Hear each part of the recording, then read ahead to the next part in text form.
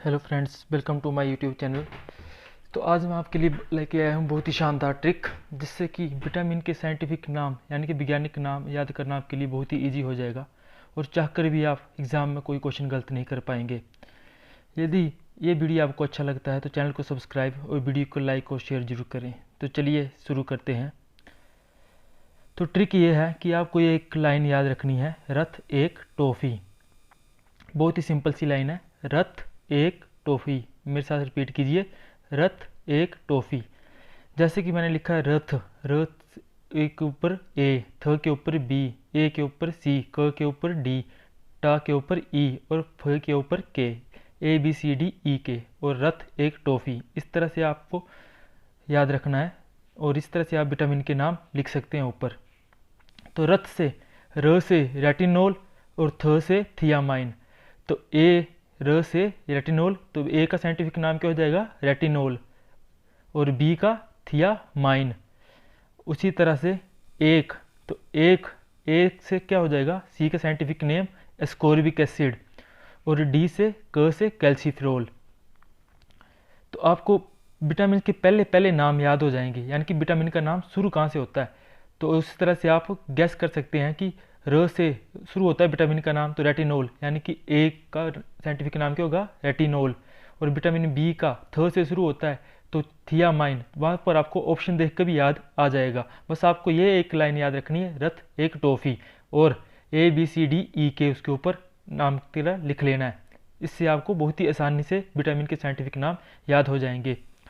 तो रथ और एक हो गया। अब टॉफ़ी, तो टो से टोकोफिरोल और फो से फिंटोनाडायोन। तो टोकोफिरोल किसका साइंटिफिक नेम है, विटामिन ई का, और फिंटोनाडायोन किसका साइंटिफिक नाम है, विटामिन के का। चलिए वीडियो को आगे करते हैं। जैसे ये देखिए, इस तरह से मैंने लिखा हुआ है, र थ एक टॉफ़ी, जैसे ये लिखा हुआ है इधर। तो A B C D E के, र से रेटिनोल, तो किसका नाम है, विटामिन ए का, थ से थियामाइन, विटामिन बी, ए से एस्कोर्बिक एसिड, विटामिन सी, और क से कैल्सीफेरोल, विटामिन डी, ट से टोकोफिरोल, विटामिन ई, फ से फिंटोनाडायोन, विटामिन के। यानी कि आपको र थ एक टॉफ़ी इस तरह से लिख लेना है, और इस तरह से A B C D E के। तो ये आपको बहुत ही ईजी से याद हो जाएगा।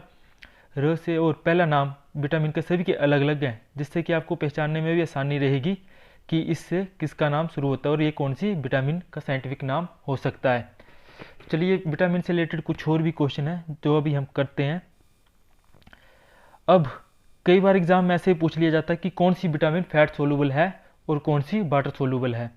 तो फैट सोलूबल यानी कि वसा में घुलनशील कौन सी विटामिन है, तो इसके लिए आपको सिंपल सा ट्रिक याद रखना है, कीड़ा। कीड़ा, आपको कीड़ा शब्द याद करने में कोई ज़्यादा मुश्किल नहीं होगी। तो कीड़ा, के ई डी ए, तो कीड़ा क्या है, फैट सोलूबल है, यानी कि वसा में घुलनशील है। और बाकी जो वाटर सोलूबल है बच गए बी और सी, तो वो क्या है, वाटर सोलूबल है, यानी कि जल में घुलनशील है। बस आपको एक चीज़ याद रखनी है, कीड़ा।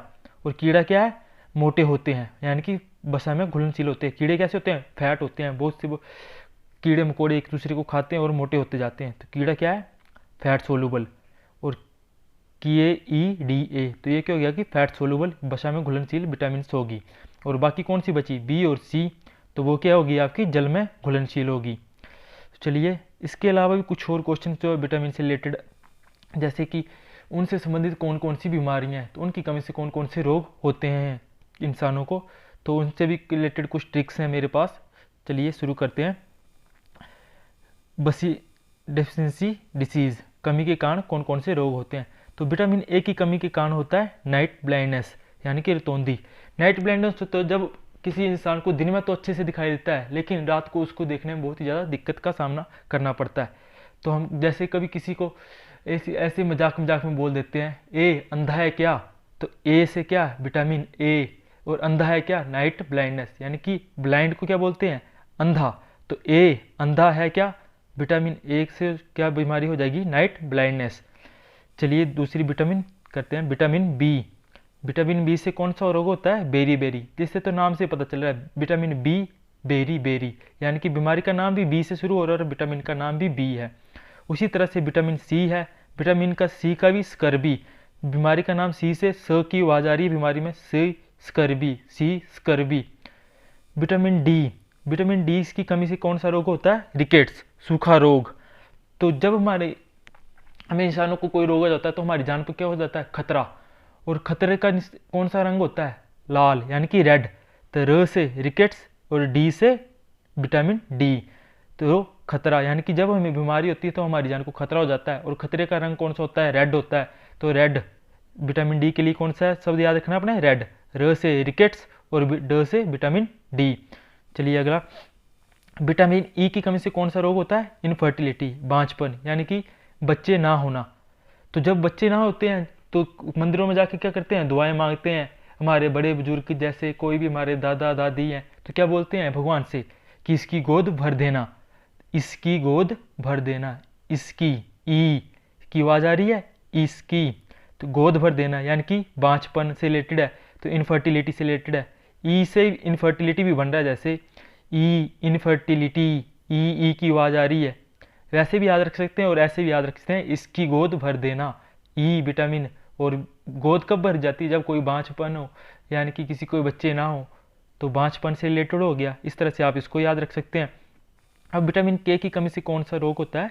स्लो क्लोटिंग ऑफ ब्लड, यानी कि रक्त का थक्का धीमा जमता है। जब भी हमें चोट लगती है तो विटामिन के क्या करता है? उस चोट की जगह पे रक्त के थक्के जमाता है, जिससे कि हमारा खून ज़्यादा ना बहे। यदि हमारे शरीर में विटामिन के की कमी हो जाएगी तो जब भी हमें चोट लगेगी तो खून बहुत जल्दी से बह जाएगा, जिससे कि हमारी मौत भी हो सकती है। तो विटामिन के क्या मदद करता है? खून का थक्का जमाता है। जब भी हमें कहीं चोट लगती है वहाँ पे खून का थक्का जमाने में मदद करता है। तो विटामिन के, खून, ख से खून बनता है। विटामिन के से, जैसे हमने इंग्लिश में लिखना हो खून तो कहाँ से लिखेंगे? के से खून। तो के से आप इस तरह आ सकते हैं, खून का थक्का नहीं जमता है। तो के से खून, इंग्लिश में लिखना हो तो कैसे लिखेंगे? खून, KHOON। तो के से शुरू हो रहा है, इस तरह से आप याद रख सकते हैं। तो यही था आज की वीडियो में। यदि आपको कोई डाउट हो तो कमेंट बॉक्स में पूछ सकते हैं। Thank you. To like, share and subscribe my channel.